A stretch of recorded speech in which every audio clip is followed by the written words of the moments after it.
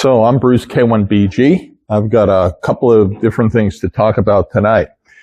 First one, back in October, I think, the club did the first fox hunt, the first hidden transmitter hunt that we've done in a long time.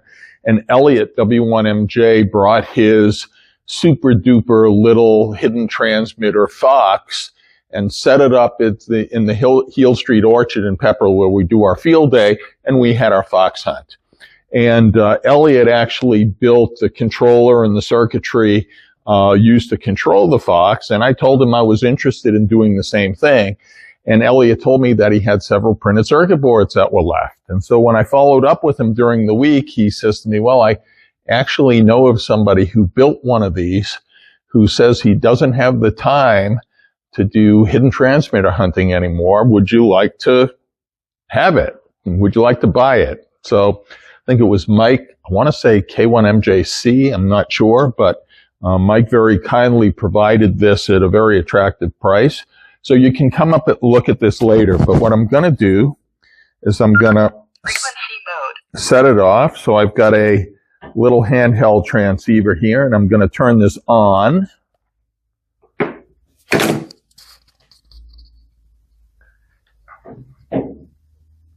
Oh, actually, I'm going to turn it off, and I'm going to turn the Baofeng transceiver inside it on. By the way, this box has a Baofeng transceiver, a Raspberry Pi that's been programmed, a card that Elliot W1MJ built that the Raspberry Pi mounts on, which has all of the interface and control circuitry. There's a power switch, and there's a motorcycle battery underneath. So that's basically what this looks like. So you turn the power on. 13.0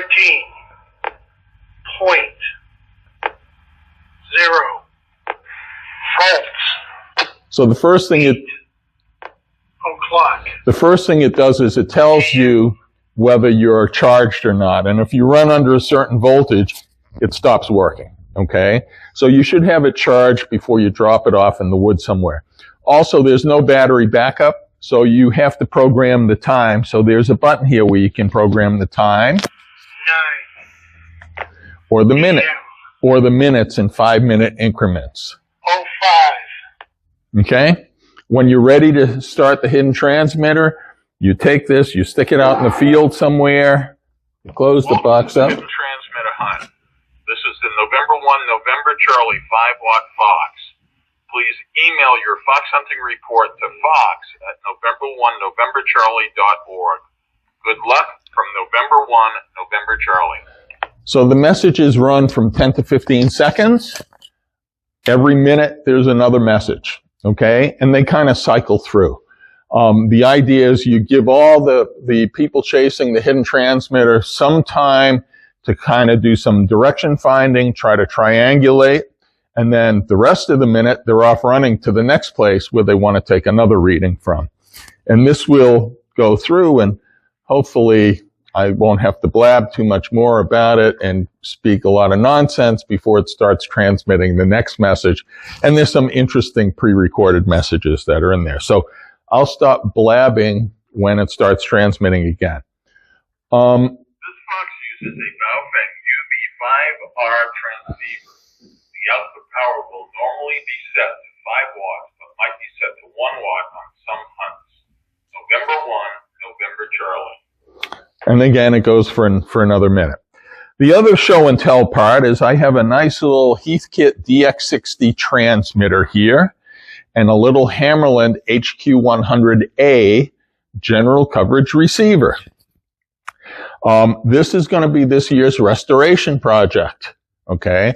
I'm particularly fond of these because when I was a young 15-year-old, my station consisted of a DX60 transmitter like this one and a Hammarlund HQ100 receiver.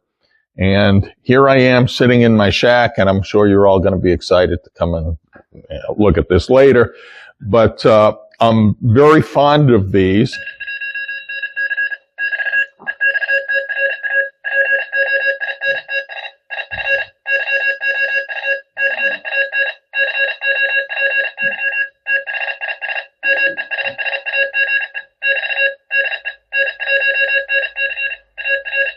Anyone get that besides Bob?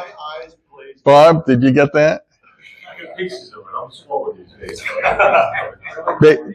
Basically, if you're on the hidden transmitter hunt, it says anyone who can copy this gets extra points. Okay.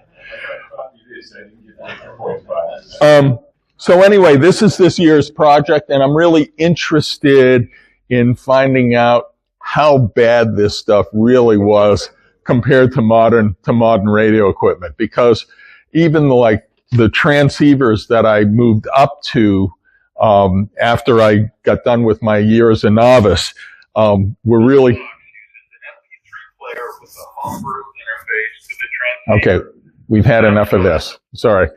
So, even the transceivers that I moved up to, which were way better than the stuff I started out with, are really pretty ancient compared to modern equipment that you have out there. So, but it should be interesting and it should be fun. And with that, I'll send it back to Net. Who would like to be the next speaker?